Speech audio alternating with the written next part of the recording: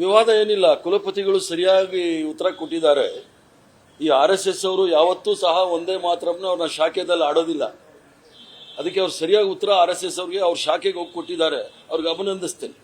ಯಾಕಂದ್ರೆ ಭಾರತೀಯ ಜನತಾ ಪಾರ್ಟಿಯಿಂದ ಕಾಂಗ್ರೆಸ್ ಪಕ್ಷದವರು ನಾವು ಯಾವುದೇ ದೇಶಭಕ್ತಿ, ದೇಶ ಪ್ರೇಮದ ಬಗ್ಗೆ, ರಾಷ್ಟ್ರಗೀತೆ, ರಾಷ್ಟ್ರಭಕ್ತಿ ಬಗ್ಗೆ ಸರ್ಟಿಫಿಕೇಟ್ ತಗೊಳ್ಳೋದು ಬೇಕಾಗಿಲ್ಲ. ಇವರು 1925ನೇ ಇಸ್ವಿಯಿಂದ 2026ನೇ ಇಸ್ವಿವರೆಗೂ RSS ಶಾಖೆನಲ್ಲಿ ಎಲ್ಲೂ ಸಹ ಒಂದೇ ಮಾತ್ರ ವಿಚಾರ ಮಾತಾಡೋದಿಲ್ಲ, ಒಂದೇ ಮಾತ್ರ ಹೇಳೋದಿಲ್ಲ. ಇವ್ರು ಹೇಳೋದೇ ಬೇರೆ ಯಾವುದೋ ವಸ್ತಲೆ ಅಂತಾರೆ. ಅದ್ರ ಜೊತೆಗೆ ಕಾಂಗ್ರೆಸ್ ಪಕ್ಷದಲ್ಲಿ ನಾವು ಪ್ರತಿಯೊಂದು ಸಭೆ ಸಮಾರಂಭದಲ್ಲಿ ಒಂದೇ ಮಾತ್ರ ಹಾಡು ಹೇಳ್ತಾ ಇರ್ತೀವಿ. ಅದರ ಬಗ್ಗೆ ನಾವು ಇವ್ರ ಸರ್ಟಿಫಿಕೇಟ್ ಬೇಕಾಗೇ ಇಲ್ಲ. ಮೊಟ್ಟ ಮೊದಲನೇ ಬಾರಿಗೆ ಒಂದೇ ಮಾತ್ರ ಆಡಿದಾಗ ಬಂಕಿಮ್ ಚಟರ್ಜಿ ಅವರು 1875ನೇ ಇಸ್ವಿನಲ್ಲಿ ಅವರು ಮೊದಲು 2 ಪಂಕ್ತಿಗಳನ್ನ ಆಡಿದ್ರು. ತದನಂತರ 1882ರಲ್ಲಿ 2 ಪಂಕ್ತಿಯನ್ನು ಸೇರಿಸ್ತಾರೆ.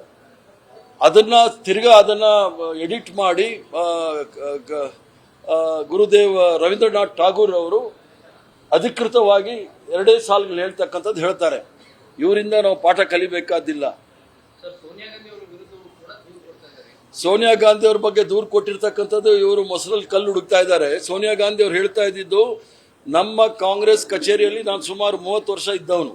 ಪ್ರತಿ ಸಭೆ ಸಮಾರಂಭದಲ್ಲಿ ನಾವು ಒಂದೇ ಮಾತ್ರ ಹಾಡು ಹೇಳ್ತೀವಿ.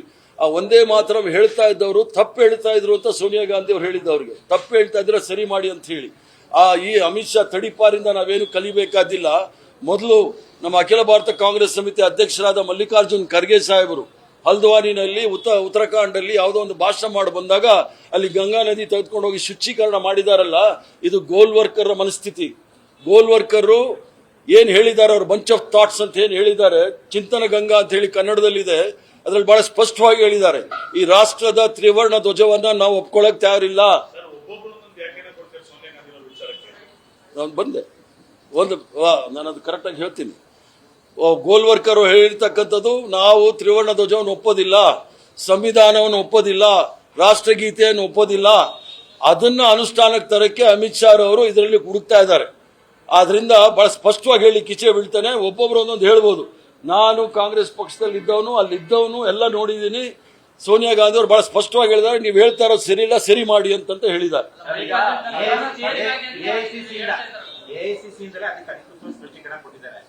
ಹಿರಿಯರಾಗಿರುವಂತಹ ಖರ್ಗೆ ಅವರಿಗೆ ಚೇರ್ ತಂದ್ಕೊಡಿ ಅಂತ ಸೋನಿಯಾ ಗಾಂಧಿ ಹೇಳ್ತಾ ಇದ್ರು, ACC ಹೇಳ್ತಾ ಇದ್ದಾರೆ. ನೀವು ನೋಡಿದ್ರೆ ಈ ತರ ಸ್ಪಷ್ಟೀಕರಣ ಕೊಡ್ತಾ ಇದ್ದಾರೆ. ಅರೆ ಚೇರ್ ತಂದು ಕೊಟ್ಟಿರೋ ತಪ್ಪ?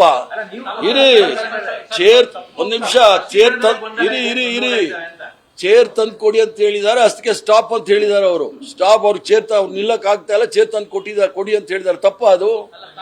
ಹಿರಿಯರಿಗೆ ಗೌರವ ಕೊಡ್ತಕ್ಕಂಥ ಕೆಲಸ ಸೋನಿಯಾ ಗಾಂಧಿ ಅವರು ಮಾಡಿದ್ದಾರೆ. ಅವ್ರು ಮಾಡಿರೋ ಭಾಷಣದ ಜಾಗಕ್ಕೆ ಹೋಗಿ ಗಂಗಾ ನದಿ ತೆಗೆದುಕೊಂಡು ಶುಚೀಕರಣ ಮಾಡ್ಲಿಕ್ಕೆ ಹೋಗಿಲ್ಲ ಸೋನಿಯಾ ಗಾಂಧಿ ಅವರು. ಒಂದೇ ಮಾತ್ರ ಮಾಡುವಾಗ ಯಾರು ಕದಲಂಗಿಲ್ಲ, ನೆಟ್ಟಿಗೆ ನಿಂತ್ಕೋಬೇಕು. ನಿನ್ನೆ ಬಿಜೆಪಿ ಆಫೀಸಲ್ಲಿ ಸ್ವತಂತ್ರ ದಿವಸ ಒಬ್ಬ ಬಿಜೆಪಿ ಶಾಸಕರು, ವಿಧಾನ ಪರಿಷತ್ತಿನ ಶಾಸಕರು ಯಾವ ರೀತಿ ತ್ರಿವರ್ಣ ಧ್ವಜಕ್ಕೆ ಗೌರವ ಕೊಟ್ಟಿದ್ದಾರೆ ಅಂತ ನೋಡಿ. ಹಿಟ್ಲರ್ ಶಾಹಿ ತೋರಿಸ್ತಾ ಇದ್ದಾರೆ. ಅದಕ್ಕೆ ಕೊಡಬೇಕಾದಂತ ಗೌರವ ಕೊಟ್ಟಿಲ್ಲ. ಇರಿ ಅದು ಸುದ್ದಿ ಏನಾಗಿಲ್ಲ. ಇದು ಅಮಿತ್ ಶಾ ಅವರ ಕುತಂತ್ರಕಾರಿ. ಅವರು ಏನು ಗೋಲ್ವರ್ಕರ್ ಅವರ ಏನು ಚಿಂತನೆ ಇತ್ತು, ಚಿಂತನ ಗಂಗಾ, ಅದರ ಎಲ್ಲ ಅಂಶಗಳನ್ನು ಅನುಷ್ಠಾನಕ್ಕೆ ತರಲಿಕ್ಕೆ ಒಂದೊಂದೇ ಹೆಜ್ಜೆ ಇಡ್ತಾ ಇದ್ದಾರೆ. ಅದು ಈ ದೇಶದಲ್ಲಿ ಸಾಧ್ಯ ಇಲ್ಲ.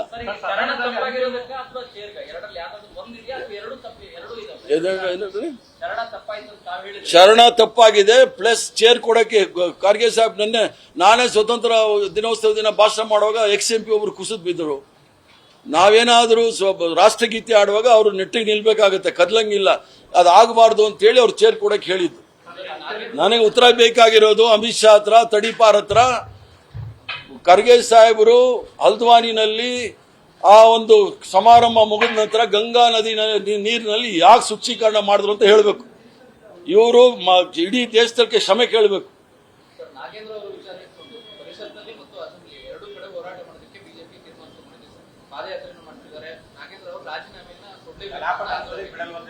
ಭಾರತೀಯ ಜನತಾ ಪಾರ್ಟಿಯವರು ನಿರುದ್ಯೋಗಿಗಳು ಏನಾದರೂ ಒಂದು ಕೆಲಸ ಮಾಡಲಿ, ಒಳ್ಳೇದು. ಇಲ್ಲ, ಪ್ರಜಾಪ್ರಭುತ್ವದಲ್ಲಿ ನಾವು ಅವರ ಪ್ರತಿಭಟನೆಯನ್ನು ಹತ್ತಿಕ್ಕಕ್ಕೆ ಹೋಗೋದಿಲ್ಲ. ಅವ್ರು ಮಾಡಬೇಕು. ಅವ್ರಿಗೆ ಯಶಸ್ಸು ಸಿಗುತ್ತಾ ಇಲ್ವಾ ನೋಡೋಣ. ಫಸ್ಟ್ ನಿರ್ಭೀತಿಯಿಂದ ನಿಮ್ಮ ಪರವಾಗಿ.